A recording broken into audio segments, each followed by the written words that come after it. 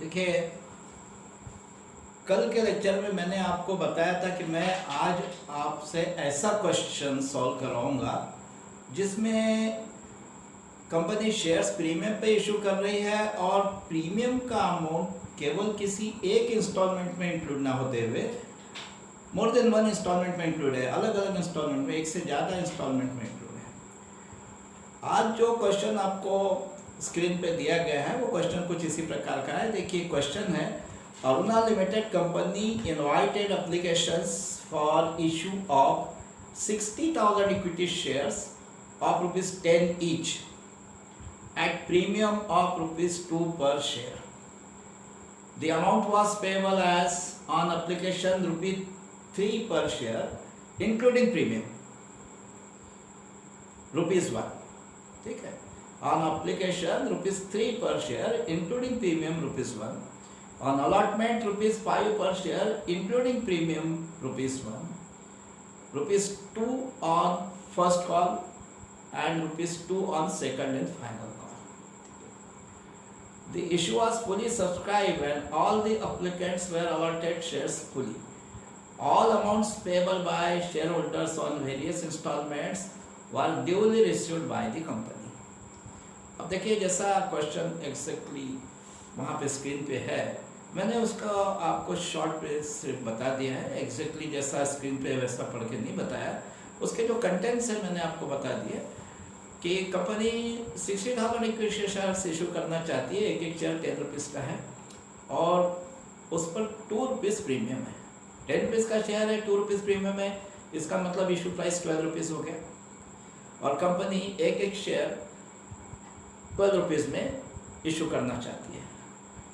और एप्लीकेशन के साथ कंपनी 3 रुपीज़ पर शेयर जो मंगवा रही है उसमें भी प्रीमियम का ₹1 इंक्लूड है। देखिए, यहाँ टोटल प्रीमियम पर शेयर 2 रुपीज़ है, उसमें से 1 रुपीज़ एप्लीकेशन मनी में इंक्लूड कर दिया गया है एंड अलॉटमेंट मनी पे जो ₹5 पर शेयर मंगवा रही है कंपनी उसमें भी प्रीमियम इंक्लूड है ₹1। अब टोटल आपका शेयर 12 रुपीज़ का हो रहा था और एप्लीकेशन पे कंपनी ने ₹3 मंगवाया है, अलॉटमेंट पे ₹5 मंगवाया है, तो टोटल इस प्रकार से 8 रुपीज़ तो 2 इंस्टॉलमेंट में हो गए। अब बचे 4 रुपीज़, तो ₹2 जो है वो फर्स्ट कॉल पे मंगवा रही है कंपनी और ₹2 सेकंड एंड फाइनल कॉल पे। और क्योंकि आगे ऐसा बताया गया क्वेश्चन में कि इशू वाज फुली सब्सक्राइब, यानी जितने शेयर्स कंपनी को इशू करना थे 60,000 शेयर्स, तो एप्लीकेशन भी कंपनी के पास 60,000 शेयर्स के लिए ही आए हैं। अब सारे शेयर होल्डर्स को कंपनी ने जितने शेयर्स मांगे उतने अलॉट भी कर दिए, क्योंकि कंपनी के पास 60,000 शेयर्स है और 60,000 के लिए एग्जैक्टली एप्लीकेशन आए भी तो किसी का एप्लीकेशन रिजेक्ट करने का कोई प्रश्न ही नहीं था। तो सारे एप्लीकेंट्स को जितने शेयर्स उन्होंने मांगे थे उतने शेयर्स अलॉट कर दिए गए, फुल अलॉटमेंट। अब इसकी एंट्रीज कैसी होगी? अब देखिए, फर्स्ट एंट्री जैसा मैं इसके पहले के लेक्चर्स में बता चुका हूँ कि जब प्रॉस्पेक्टिव बायर्स कंपनी के बैंक अकाउंट में एप्लीकेशन मनी डिपॉजिट करते हैं, मतलब कंपनी का बैंकर जब प्रॉस्पेक्टिव बायर से एप्लीकेशन मनी रिसीव करता है तो एंट्री कैसी होती है? Bank account debit to equity share application account, this is the first entry. Issue of shares का जो पूरा अकाउंटिंग है उसकी पहली एंट्री यही होती है हमेशा, bank account debit to equity share application account. अब ये बैंक अकाउंट डेबिट क्यों होता है, equity share application account credit क्यों होता है, इसके बारे में पहले के लेक्चर्स में कई बार मैं बता चुका, उसको आप नहीं दोहराएंगे। अब इसका अमाउंट कैसे कैलकुलेट किया जाता है, मैंने कल आपको बताया था, इसके पहले के लेक्चर्स में बताया था कि एप्लीकेशन मनी पर शेयर जितना ड्यू है उसको नंबर ऑफ शेयर अप्लाइड से मल्टीपल करके इस एंट्री का अमाउंट कैलकुलेट किया जाता है। अब यहाँ पे नंबर ऑफ शेयर्स अप्लाइड तो उतने ही है जितने कंपनी इशू करना चाहती थी, क्योंकि इशू फुली सब्सक्राइब हुआ है। कंपनी 60,000 शेयर्स इशू करना चाहती थी तो नंबर ऑफ शेयर अप्लाइड भी 60,000 ही है और एप्लीकेशन मनी पर शेयर ड्यू है ₹3। तो 60,000 shares into ₹3, total 1,80,000 application money company के बैंक अकाउंट में आया है, जिसकी एंट्री हम करेंगे bank account debit 1,80,000 to equity share application account 1,80,000, और इसका नरेशन लिखेंगे बीइंग एप्लीकेशन मनी रिसीव्ड। अब क्योंकि अब यहाँ पे ये जो एप्लीकेशन मनी 1,80,000 आया है कंपनी के बैंक अकाउंट में, जिसको फर्स्ट एंट्री में हमने बैंक अकाउंट में डेबिट करके इक्विटी शेयर एप्लीकेशन अकाउंट में क्रेडिट किया। अब हमेशा तो हम ये करते हैं कि यदि इशू फुली सब्सक्राइब है तो जितना अमाउंट फर्स्ट एंट्री में हमने इक्विटी शेयर एप्लीकेशन अकाउंट में क्रेडिट किया है, वो एंटायर अमाउंट हमें मानते हैं कि कंपनी का कैपिटल बन गया, क्योंकि इशू फुली सब्सक्राइब है।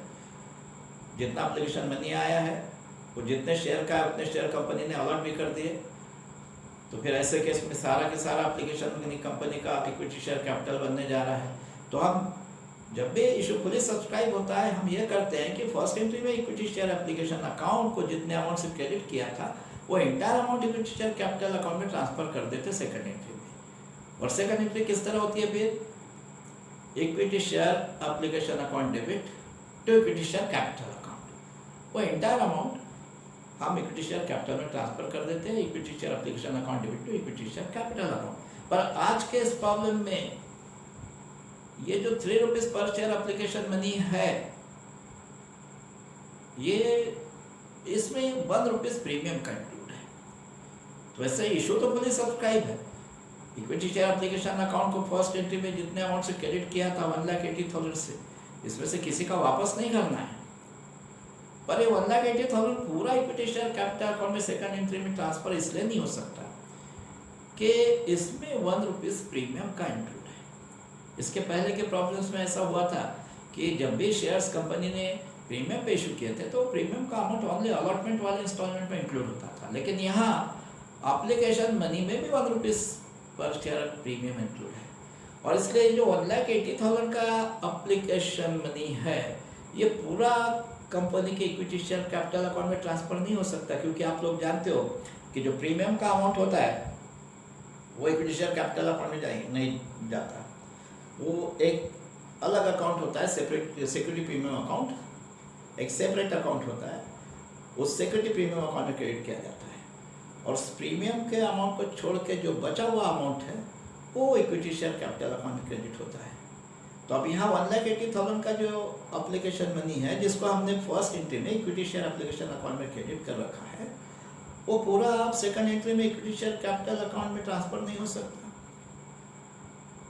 उसमें से ₹1 पर शेयर के अनुसार 60,000 शेयर्स का ₹60,000 ये सिक्योरिटी प्रीमियम अकाउंट में क्रेडिट करना पड़ेगा, क्योंकि वो प्रीमियम का अमाउंट है। अब ₹3 पर शेयर जो एप्लीकेशन मनी था, उसमें से ₹1 पर शेयर सिक्योरिटी प्रीमियम का था, तो इसका मतलब बचा हुआ ₹2 पर शेयर जो है, और ₹2 पर share equity share capital account में जाएगा। और ₹2 पर शेयर के हिसाब से 60,000 शेयर्स का 60,000 इंटू 2 ₹1,20,000 जो है वो केवल इक्विटी शेयर कैपिटल अकाउंट में जाएगा। मतलब आपका जो 1,80,000 का एप्लीकेशन मनी है, ये 2 पार्ट में डिवाइड हो जाएगा, इसका यहाँ पे बाइफर्केशन हो जाएगा। इसमें से ₹1,20,000 ₹2 पर शेयर के हिसाब से ये इक्विटी शेयर कैपिटल अकाउंट में क्रेडिट होगा। और प्रीमियम का जो ₹1 है, तो ₹1 पर शेयर के हिसाब से 60,000 शेयर का ₹60,000 इंटू 1, 60,000 शेयर्स इंटू ₹1, ये 60,000 आपका सिक्योरिटी प्रीमियम अकाउंट में क्रेडिट होगा। तो एंटायर 1,80,000 यहाँ पे इक्विटी शेयर एप्लीकेशन अकाउंट से इक्विटी शेयर कैपिटल अकाउंट में ट्रांसफर नहीं होने वाला है, केवल उसमें से 1,20,000 इक्विटी शेयर कैपिटल में ट्रांसफर होगा और ₹60,000 सिक्योरिटी प्रीमियम में। तो फिर सेकंड एंट्री कैसे करनी होगी? हमेशा की तरह फर्स्ट एंट्री में जितने अमाउंट से आपने इक्विटी शेयर एप्लीकेशन अकाउंट को क्रेडिट किया है, उतना अमाउंट तो पहले वहाँ से रिवर्स कर लो। मतलब वहाँ से रिवर्स करने के लिए इक्विटी शेयर एप्लीकेशन अकाउंट को उतने अमाउंट से सेकंड एंट्री में डेबिट कर दो। जैसे यहाँ फर्स्ट एंट्री में हमने इक्विटी शेयर एप्लीकेशन अकाउंट को 1,80,000 से यदि क्रेडिट किया है, तो सेकंड एंट्री में इक्विटी शेयर एप्लीकेशन अकाउंट को 1,80,000 से डेबिट कर दो। और जैसा मैंने बताया कि अब उसमें से केवल 1,20,000 ही इक्विटी शेयर कैपिटल अकाउंट में क्रेडिट होगा, तो फिर इक्विटी शेयर कैपिटल अकाउंट में 1,20,000 क्रेडिट कर दो, और 60,000 मैंने बताया कि इसको ये प्रीमियम का अमाउंट है, इससे आपको सेक्रेटरी प्रीमियम अकाउंट में क्रेडिट करना है, तो इसको सेक्रेटरी प्रीमियम अकाउंट में क्रेडिट कर दो। तो फिर कंप्लीट एंट्री कैसे हो गई? Equity share application account debit 1,80,000 to equity share capital account 1,20,000 to security premium account 60,000। अब इस एंट्री का नरेशन आप लिखेंगे, being application money transferred partly to equity share capital account and partly to security payment account। partly इसलिए कह रहा हूँ कि सारा के सारा इक्विटी शेयर एप्लीकेशन मनी केवल इक्विटी शेयर कैपिटल अकाउंट में ट्रांसफर नहीं हो रहा, इसका कुछ part equity share capital account में ट्रांसफर हो रहा है और कुछ पार्ट सिक्योरिटी पेमेंट में। तो एक परफेक्ट नरेशन अगर आपको लिखना है तो वो कैसा होगा? being application money partly transferred to share capital and partly transferred to security payment। ठीक है, अब इसको आप दर्शन चाहे उतना लंबा लिख सकते हो, मैंने तो शॉर्ट में बताया, आप ऐसा भी लिख सकते हैं कि being equity share application money partly transferred to equity share capital account and partly transferred to security payment account। ठीक है, अब इसके बाद ये हो गए एप्लीकेशन मनी की दो एंट्री। एप्लीकेशन मनी जब बैंक अकाउंट में आया वो एंट्री हो गई, और उसको जब हमने वहां से शेयर कैपिटल और सिक्योरिटी प्रीमियम अकाउंट में ट्रांसफर किया वो एंट्री हो गई। अब इसके बाद अलॉटमेंट मनी ड्यू की भी दो एंट्री करना होती है। ड्यू की एंट्री एक बैंक अकाउंट में जब अलॉटमेंट मनी आता है उसकी रिसीव्ड की एंट्री। अब यहाँ अलॉटमेंट मनी ड्यू कितना हो रहा है शेयर होल्डर का? आपके कंपनी ने 60,000 शेयर्स के लिए एप्लीकेशन इनवाइट किए थे, इशू फुली सब्सक्राइब हुआ था, 60,000 शेयर्स ही लोगों ने मांगे भी थे, अप्लाई भी किया था 60,000 के लिए, कंपनी ने भी एप्लीकेशन इनवाइट किए 60,000 के लिए, और पब्लिक की तरफ से एप्लीकेशन भी आए 60,000 के लिए, इसलिए कंपनी ने 60,000 शेयर्स फुली अलॉट कर दिए थे। मतलब यहाँ पे इशू फुली सब्सक्राइब होने के कारण नंबर ऑफ शेयर अप्लाइड और number of share allotted same था 60,000। तो अब आपको अलॉटमेंट मनी, क्योंकि मैंने पहले के लेक्चर्स में बताया था कि इशू फुली सब्सक्राइब होता है तो फिर एप्लीकेशन मनी से लेके आखिरी तक के सारे जो एंट्रीज है उनका अमाउंट का कैलकुलेशन तो सेम नंबर ऑफ शेयर पे होता है, क्योंकि इशू फुली सब्सक्राइब है तो नंबर ऑफ शेयर अप्लाइड और number of share allotted bye the company same होता है। और सब्सक्रिप्शन के केस में अलग बात होती है, यहाँ और सब्सक्रिप्शन है नहीं तो उसका हम विचार नहीं करेंगे, उसके बारे में मैं कल बता चुका हूँ, उसको रिपीट नहीं करेंगे कि और सब्सक्रिप्शन के केस में फर्स्ट एंट्री का अमाउंट कुछ अलग ढंग से कैलकुलेट किया जाता है, बाद की एंट्रीज का अलग ढंग से किया जाता है। और सब्सक्रिप्शन के केस में क्योंकि मैंने जैसा बताया था कि नंबर ऑफ शेयर अप्लाइड ज़्यादा होते हैं और इसलिए एप्लीकेशन मनी का कैलकुलेशन और सब्सक्रिप्शन के केस में तो number of share applied into application money पर शेयर इस तरह किया जाता है। पर बाद की एंट्रीज में क्योंकि जितने शेयर के लिए एप्लीकेशन आए थे उतने शेयर कंपनी अलॉट नहीं कर पाती है और सब्सक्रिप्शन के केस में, तो बाद के सारे एंट्रीज के अमाउंट का calculation number of share actually allotted into amount of respective instalment per share इस तरह किया जाता है। पर आज तो फुली सब्सक्राइब है इशू, तो विचार करने की आवश्यकता नहीं। इशू अगर फुली सब्सक्राइब तो 60,000 शेयर्स इशू करना चाहती थी कंपनी और इशू फुली सब्सक्राइब हुआ तो 60,000 शेयर्स इशू भी किए कंपनी ने, तो फिर सारे इंटरेस्ट का कैलकुलेशन जो है वो 60,000 शेयर्स के ऊपर किए जाएंगे। अब यहाँ जैसे कि अलॉटमेंट मनी ड्यू की एंट्री करना है तो अलॉटमेंट मनी ड्यू कितने शेयर पे होगा? 60,000 शेयर्स पे। अब 60,000 शेयर्स पे अलॉटमेंट मनी ड्यू कितना हो रहा है? 60,000 शेयर्स इंटू ₹5 पर शेयर। आपको क्वेश्चन में बताया गया अलॉटमेंट मनी ₹5 पर शेयर, तो 60,000 शेयर्स इंटू ₹5 पर शेयर, ये अमाउंट हो जाएगा 3 लाख। अब आप हमेशा की तरह इक्विटी शेयर अलॉटमेंट अकाउंट को 3 लाख से डेबिट कर दीजिए, ड्यू की एंट्री में ये करते हैं, equity share allotment account debit 3 lakh. पर अब ये ये जितना मनी अलॉटमेंट पे ड्यू हो रहा है 3 लाख, जिसको हम इक्विटी शेयर अलॉटमेंट अकाउंट में डेबिट कर रहे हैं, ये पूरा अमाउंट इक्विटी शेयर कैपिटल में क्रेडिट नहीं हो सकता इस एंट्री में। यहाँ पे भी बाइफर्केशन होगा, बाइफर्केशन यहाँ भी होगा, क्योंकि जो अलॉटमेंट मनी ₹5 पर शेयर है, इसमें भी ₹1 प्रीमियम का इंक्लूड है, और प्रीमियम का जो अमाउंट है वो इक्विटी शेयर कैपिटल अकाउंट में जाने से रहा, उसमें नहीं जाता है, आपको पता है, सिक्योरिटी प्रीमियम अकाउंट में जाता है। तो यहाँ पे भी बाइफर्केशन ज़रूरी है। ये जो 3 lakh rupees equity share allotment account में हम डेबिट कर रहे हैं, जो शेयर होल्डर पे ड्यू हो रहा है, इसमें से ₹1 पर शेयर जाने वाला है सिक्योरिटी प्रीमियम में, तो ओनली ₹4 पर शेयर ही इक्विटी शेयर कैपिटल में जाने वाला है। तो फिर ₹4 पर शेयर के अनुसार 60,000 शेयर्स का 60,000 इंटू ₹4, 2,40,000, ये 2,40,000 तो इक्विटी शेयर कैपिटल अकाउंट में क्रेडिट किया जाएगा, और ₹1 पर शेयर के अनुसार प्रीमियम का 60,000 शेयर्स इंटू ₹1, मतलब ₹60,000 इस सिक्योरिटी प्रीमियम अकाउंट में क्रेडिट करना होगा।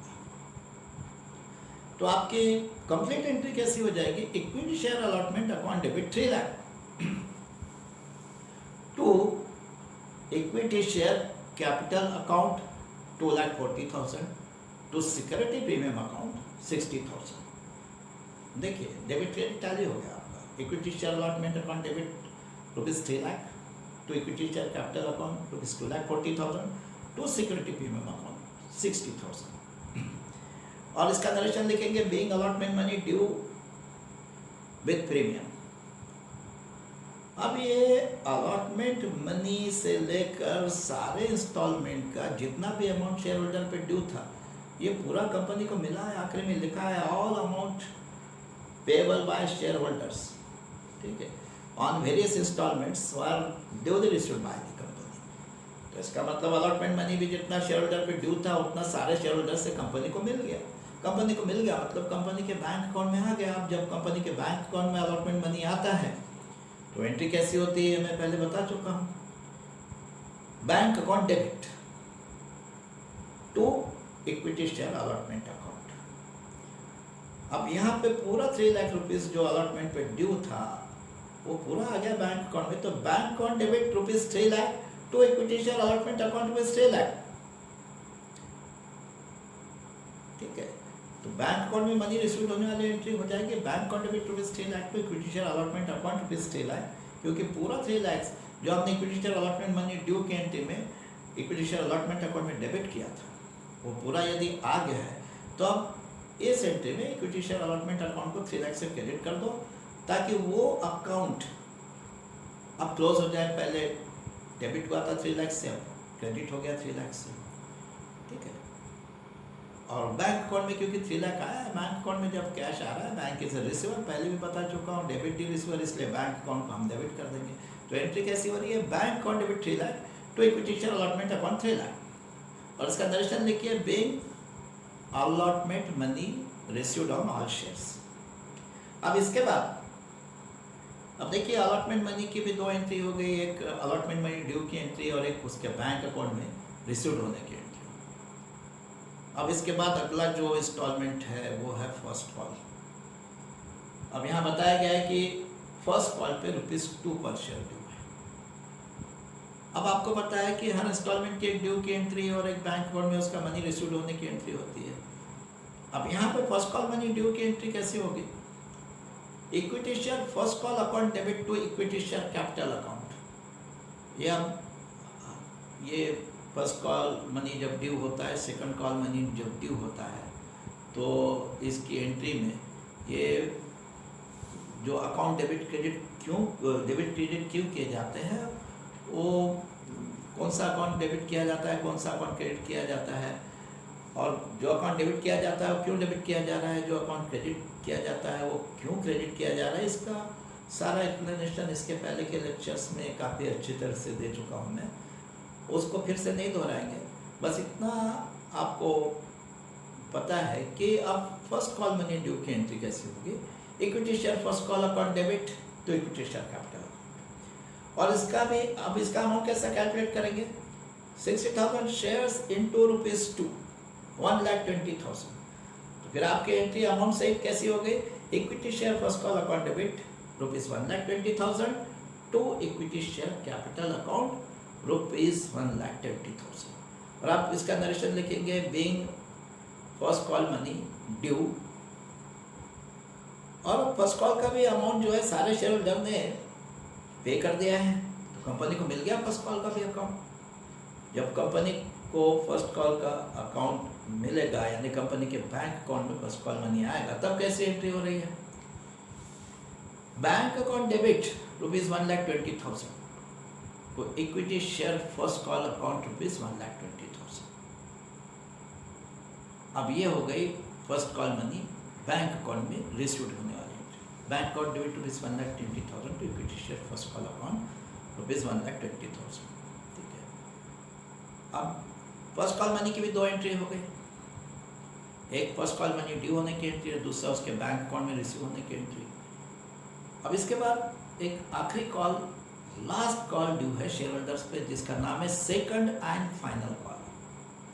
इस सेकंड एंड फाइनल कॉल पे भी क्वेश्चन में बताया गया है कि ₹2 ड्यू है पर शेयर, और वो तो नेचुरली ₹2 ही रहेगा, क्योंकि आपका ₹10 का शेयर ₹2 प्रीमियम पे था, मतलब एक एक शेयर ₹12 का हो रहा था, जिसमें से ₹3 तो कंपनी एप्लीकेशन के साथ मंगा चुकी थी, ₹5 अलॉटमेंट के साथ मंगा चुकी थी, और ₹2 ऑलरेडी फर्स्ट कॉल के साथ भी मंगा चुकी थी। तो 3 + 5 8 + 2 ₹10 तो वैसे भी मंगा चुकी है कंपनी। ₹12 में से ₹10 पहले के 3 इंस्टॉलमेंट में मंगा चुकी, तो अब निश्चित रूप से आखिरी इंस्टॉलमेंट में वैसे भी कितना बचने वाला है ₹2, और वो यहाँ दिया ही है क्वेश्चन में कि ₹2 पर share on second and final call. अब सेकंड एंड फाइनल कॉल का भी अमाउंट जब शेयर होल्डर पे ड्यू हो रहा है, इसकी जो ड्यू की एंट्री होगी वो भी कैसी होगी? Equity share second and final call account debit to equity share capital account. हर इंस्टॉलमेंट की ड्यू की एंट्री लगभग ऐसी ही होती है, प्रोवाइडेड उसमें प्रीमियम इंक्लूड ना हो, बशर्ते उसमें प्रीमियम इंक्लूड ना हो। प्रीमियम इंक्लूड हो तो फिर ये होता है कि जितना अमाउंट किसी इंस्टॉलमेंट पे ड्यू हो रहा है, उतने अमाउंट से उस इंस्टॉलमेंट अकाउंट को तो हम डेबिट करते थे, लेकिन क्रेडिट करते समय वो अमाउंट दो अलग अलग अकाउंट में क्रेडिट होता है।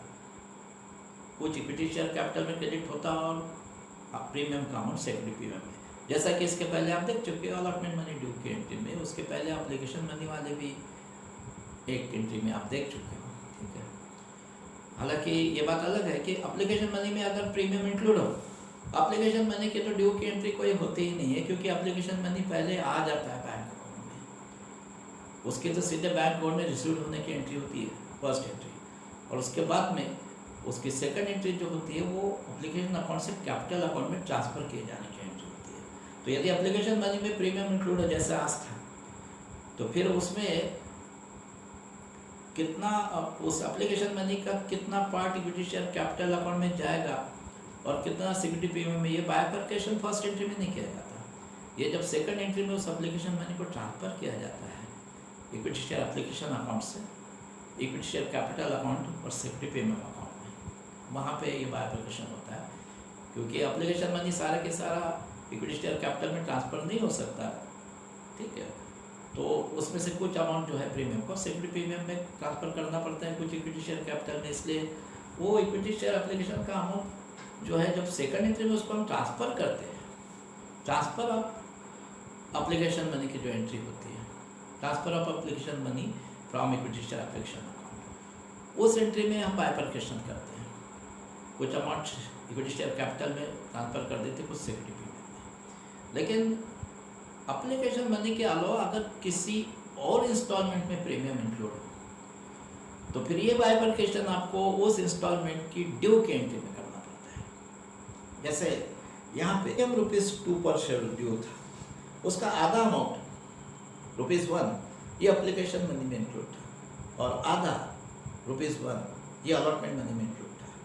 तो क्योंकि अलॉटमेंट मनी में भी प्रीमियम इंक्लूड था, अब मैंने बताया कि यदि प्रीमियम एप्लीकेशन मनी के अलावा, एप्लीकेशन मनी वाले इंस्टॉलमेंट के अलावा किसी और इंस्टॉलमेंट में अगर इंक्लूड है, तो फिर वो बाइफरकेशन जो होता है कि कितना अमाउंट शेयर कैपिटल में ट्रांसफ़र किया जाए और कितना सिक्योरिटी प्रीमियम में, वो बाइफरकेशन उस इंस्टॉलमेंट के ड्यू की एंट्री में करना पड़ता है। अब यहाँ पे जैसे अलॉटमेंट मनी में ₹1 प्रीमियम इंक्लूड है, फिर ये बाइफरकेशन जो होगा ये अलॉटमेंट मनी ड्यू की एंट्री में किया हमने, आपने देखा ऊपर अलॉटमेंट मनी ड्यू की एंट्री में हमने अब बाइफरकेशन किया है। शेयर होल्डर पे अलॉटमेंट मनी तो 3 लाख रुपीज़ ड्यू हो रहा था, तो हमने इक्विटी शेयर अलॉटमेंट अकाउंट को तो 3 लाख से डेबिट किया था, लेकिन बाद में उसको 2 अलग अलग अकाउंट में क्रेडिट किया, हमने बाइफरकेशन कर दिया। कुछ amount equity share capital account में क्रेडिट किया, कुछ टू सिक्योरिटी प्रीमियम अकाउंट में। तो अगर किसी इंस्टॉलमेंट में प्रीमियम इंक्लूड हो तो फिर उस इंस्टॉलमेंट के ड्यू की एंट्री में होता है कि वो इंस्टॉलमेंट का जितना अमाउंट शेयर होल्डर पे ड्यू है वो उस इंस्टॉलमेंट के अकाउंट में तो डेबिट कर दिया जाता है, लेकिन उसको पूरा की पूरा इक्विटी शेयर कैपिटल में क्रेडिट करने के बजाय बाइफरकेशन करना पड़ता है। उसमें से कुछ अमाउंट इक्विटी शेयर कैपिटल में ट्रांसफर होता है और कुछ सिक्योरिटी प्रीमियम अकाउंट में। लेकिन अब यहाँ पे आज के प्रॉब्लम में ये जो प्रीमियम का 2 रुपीज़ था ये केवल एप्लीकेशन मनी और अलॉटमेंट मनी में इंक्लूड था। उसके बाद में एप्लीकेशन मनी में 1 रुपीज़ प्रीमियम इंक्लूड था और अलॉटमेंट में 1 रुपीज़, टोटल 2 रुपीज़ ही तो प्रीमियम था पर शेयर, तो 1 रुपीज़ एप्लीकेशन में इंक्लूड कर दिया था कंपनी ने, 1 रुपीज़ अलॉटमेंट में, 2 रुपीज़ तो वही हो गए थे। उसके बाद के जो कॉल थे फर्स्ट और सेकंड कॉल में इसमें कोई प्रीमियम इंक्लूड नहीं है। तो मैंने बताया कि यदि प्रीमियम इंक्लूड नहीं है किसी इंस्टॉलमेंट तो फिर उस इंस्टॉलमेंट के ड्यू की एंट्री तो सीधे ऐसी होती है कि उस इंस्टॉलमेंट के नाम से एक अकाउंट डेबिट कर दिया जाता और उतनी अमाउंट से डेबिट किया जाता जितना अमाउंट उस इंस्टॉलमेंट का शेयर होल्डर पे ड्यू है, और उस अमाउंट को ड्यू की एंट्री में इक्विटी शेयर कैपिटल अकाउंट में क्रेडिट कर दिया जाता है, जैसा कि हमने फर्स्ट कॉल में किया है ना। फर्स्ट कॉल में कोई प्रीमियम इंक्लूड नहीं था तो हमने ड्यू की एंट्री कैसे की? फर्स्ट कॉल पे टोटल 1,20,000 ड्यू हो रहा था शेयर होल्डर पे, तो हमने equity share first call account को 1,20,000 से डेबिट कर दिया और उसके अगेंस्ट में इक्विटी शेयर कैपिटल अकाउंट को इंटायर 1,20,000 से क्रेडिट भी कर दिया क्योंकि वहाँ कोई प्रीमियम इंक्लूड नहीं था। वैसे अब ये second and final call account पे भी ₹2 पर शेयर ड्यू है, तो 60,000 शेयर का उतना ही हो रहा है अमाउंट जितना फर्स्ट कॉल का था। 1,20,000 ड्यू हो रहा है शेयर होल्डर पे, 60,000 इंटू रुपीज़। तो इसको second and final call due की एंट्री में हम क्या करेंगे? एक equity share second and final call account में डेबिट कर देंगे और इक्विटी शेयर कैपिटल अकाउंट में एंटायर 1,20,000 क्रेडिट कर देंगे क्योंकि इसमें भी कोई प्रीमियम इंक्लूड नहीं है। तो फिर इसकी ड्यू की एंट्री कैसी होगी? Equity share second and final call account debit ₹1,20,000 to equity share capital account ₹1,20,000। Equity share second and final call account debit ₹1,20,000 to equity share capital account ₹1,20,000 और इसका नरेशन लिखेंगे being second and final call money due. अब 1,20,000 भी आ गया है company के bank account में, सारे शेयर होल्डर ने पे किया है, तो अगेन फिर बैंक अकाउंट में 1,20,000 जब आएगा तो बैंक अकाउंट डेबिट कर दिया जाएगा 1,20,000 से, और वो जो equity share second and final call account due वाले एंट्री में जब इंस्टॉलमेंट ड्यू हुआ था सेकंड एंड फाइनल कॉल, उस ड्यू की एंट्री में इसको हमने equity share second and final call account में डेबिट किया था इस 1,20,000 को। अब 1,20,000 पूरा आ गया तो उस equity share second and final call account को क्रेडिट करने के लिए अब इस एंट्री में क्या करेंगे? जब वो बैंक अकाउंट में आया है बैंक अकाउंट को तो डेबिट करेंगे और उसके अगेंस्ट में equity share second and final call account को 1,20,000 से क्रेडिट कर देंगे। ठीक है, तो अब बैंक अकाउंट डेबिट ₹1,20,000 को equity share second and final call account ₹1,20,000। ये हो गई बैंक अकाउंट में second and final call money received होने की एंट्री। अब आज के इस क्वेश्चन में जितने इंस्टॉलमेंट थे सबके एंट्रीज मैं आपको एक्सप्लेन कर चुका। अब ये जो आज का क्वेश्चन था इसमें आपने देखा कि जो प्रीमियम का अमाउंट था ₹2 पर शेयर, ये केवल किसी एक इंस्टॉलमेंट में इंक्लूड नहीं था। आज तक जो हमने इसके पहले जो क्वेश्चंस देखे थे issue of shares at premium की, इसमें प्रीमियम का अमाउंट केवल अलॉटमेंट मनी वाले इंस्टॉलमेंट में इंक्लूड था।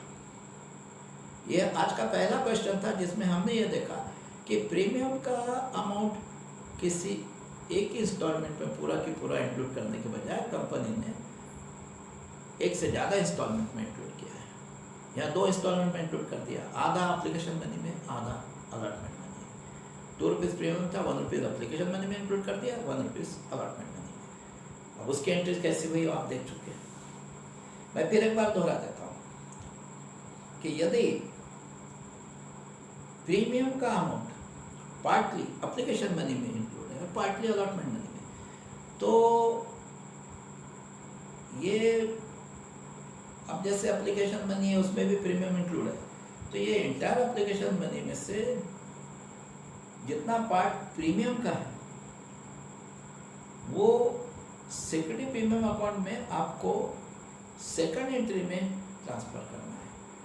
फर्स्ट एंट्री में कोई बाइफर्केशन नहीं बताना है। फर्स्ट एंट्री में बिल्कुल ऐसा बाइफर्केशन नहीं बताना कि भाई ये जो अमाउंट आया है, ठीक है, एप्लीकेशन मनी का 1,80,000 का, उसको फर्स्ट एंट्री में ऐसा नहीं करना कि भाई bank contribute 1,80,000 to equity share application account 1,20,000 to security premium account 60,000। ऐसा करोगे तो गलत हो जाएगा। आपको फर्स्ट एंट्री में इस तरह का कोई बाइफर्केशन नहीं करना है। फर्स्ट एंट्री बिल्कुल हमेशा की जैसी करना है, ये हमेशा तय है। बस फर्स्ट एंट्री का अमाउंट अलग हो सकता है, लेकिन फर्स्ट एंट्री में अमाउंट जो अकाउंट जो डेबिट क्रेडिट होने वाले हैं वो बिल्कुल तय है। फर्स्ट एंट्री बिल्कुल तय है, bank contribute to equity share application account. इसमें किसी भी केस में कोई चेंज नहीं हो सकता। हाँ, अमाउंट का कैलकुलेशन जरूर अलग अलग तरीके से हो सकता है। इस केस में भी एंट्री फर्स्ट एंट्री वैसे ही होगी, bank contribute to equity share application account. First entry में कोई बाइफर्केशन नहीं होगा कि भाई ये एप्लीकेशन मनी जो है इसमें से कितना सिक्योरिटी प्रीमियम में जाने वाला है, कितना किसी और अकाउंट में, कोई बाइफर्केशन नहीं। हमेशा की तरफ bank contribute to equity share application account. ये जो बाइफर्केशन होगा, क्योंकि एप्लीकेशन मनी में प्रीमियम इंक्लूड है, तो प्रीमियम का अमाउंट सिक्योरिटी प्रीमियम में जाना चाहिए। तो ये जो बाइफर्केशन किया हमने, वो उसमें से कितना अमाउंट इक्विटी शेयर कैपिटल में जाना चाहिए, कितना सिक्योरिटी प्रीमियम में, ये बाइफर्केशन आपको वो जो एप्लीकेशन मनी हम सेकंड एंट्री में जब उसको इक्विटी शेयर एप्लीकेशन अकाउंट से ट्रांसफ़र करते हैं उस एंट्री में करना है, फर्स्ट एंट्री में नहीं। सेकंड एंट्री में जब उस इक्विटी शेयर एप्लीकेशन मनी को इक्विटी शेयर एप्लीकेशन अकाउंट से ट्रांसफ़र किया जाता है, transfer of application money from equity share application account, उस एंट्री में आपको बाइफर्केशन करना पड़ता है। तो ये याद रखिए, प्रीमियम अगर एप्लीकेशन मनी में इंक्लूड है, चाहे पूरा इंक्लूड हो या पार्टली इंक्लूड हो, तो ये बाइफर्केशन जो होगा ये सेकंड एंट्री में होगा। मतलब transfer of application money from equity share application account, वो जो एंट्री होती है, ठीक है, उसमें होगा। इसको फर्स्ट एंट्री में नहीं करना है। हाँ, उसके बाद के किसी भी इंस्टॉलमेंट में अगर प्रीमियम इंक्लूड है तो फिर ये बाइफर्केशन आपको उस इंस्टॉलमेंट के ड्यू की एंट्री में करना है। जैसा बात का, अब इसमें भी ₹2 में से ₹1 एप्लीकेशन मनी में इंक्लूड था प्रीमियम का, लेकिन ₹1 बाद में अलॉटमेंट में इंक्लूड था, तो फिर उसको तो हमने क्या किया, वो जो बाइफर्केशन हमको करना था वो अलॉटमेंट मनी ड्यू की एंट्री में किया। ठीक है, अब यहाँ और बाकी किसी इंस्टॉलमेंट में कोई प्रीमियम इंक्लूड नहीं था। यदि फर्स्ट कॉल में भी होता कुछ प्रीमियम का पार्ट इंक्लूड, तो फिर वो बाइफर्केशन भी हम फर्स्ट कॉल मनी ड्यू की एंट्री में करते हैं कि इसमें से कितना कैपिटल अकाउंट में क्रेडिट होना चाहिए, कितना security premium. Second and final call में भी अगर थोड़ा बहुत प्रीमियम इंक्लूड होता तो वो बाइफर्केशन हम second and final call money due की एंट्री में करते थे कि इसमें से कितना इक्विटी शेयर कैपिटल में क्रेडिट किया जाए और कितना सिक्योरिटी प्रीमियम। तो यदि premium more than one instalment में इंक्लूड है, केवल अलॉटमेंट मनी में नहीं है, तो याद रखिए अगर एप्लीकेशन मनी में इंक्लूड है तो ये बाइफर्केशन सेकंड एंट्री में करना है, जब हम एप्लीकेशन मनी को इक्विटी शेयर एप्लीकेशन अकाउंट से ट्रांसफर करते हैं। लेकिन बात की जिस इंस्टॉलमेंट में प्रीमियम इंक्लूड है, तो ये बाइफर्केशन वो जो इंस्टॉलमेंट है उनकी ड्यू की एंट्री में होगा। यहाँ तो 2 इंस्टॉलमेंट में था, एप्लीकेशन और अलॉटमेंट। आज जो हमने क्वेश्चन देखा इसमें केवल एप्लीकेशन में और अलॉटमेंट में प्रीमियम इंक्लूड था, उसके बाद में नहीं था। इसलिए बाद के इंस्टॉलमेंट तो हमें उनकी एंट्री, ड्यू की एंट्री तो हमेशा जैसी हुई, कोई समस्या नहीं हुई। अब अगले लेक्चर में मैं आपको ऐसा क्वेश्चन दूंगा जिसमें प्रीमियम का अमाउंट सिर्फ एप्लीकेशन मनी और अलॉटमेंट मनी में नहीं, बल्कि हो सकता है सारे इंस्टॉलमेंट में थोड़ा थोड़ा इंक्लूड है। एप्लीकेशन मनी भी थोड़ा इंक्लूड है, प्रीमियम अलॉटमेंट मनी भी इंक्लूड है, फर्स्ट कॉल में भी इंक्लूड है, सेकंड एंड फाइनल कॉल में इंक्लूड है। और ऐसा भी क्वेश्चन हम देखेंगे बाद के लेक्चर्स में जिसमें सारे इंस्टॉलमेंट में तो भले इंक्लूड नहीं है, लेकिन केवल एप्लीकेशन और अलॉटमेंट मनी में इंक्लूड है, ऐसा भी नहीं है। हो सकता है एप्लीकेशन मनी में भी थोड़ा इंक्लूड है, अलॉटमेंट मनी में भी थोड़ा इंक्लूड है, आफ्टर फर्स्ट कॉल में भी है लेकिन फाइनल कॉल में भी है। ऐसा भी क्वेश्चन देख सकते हैं, हम बाद में देखेंगे।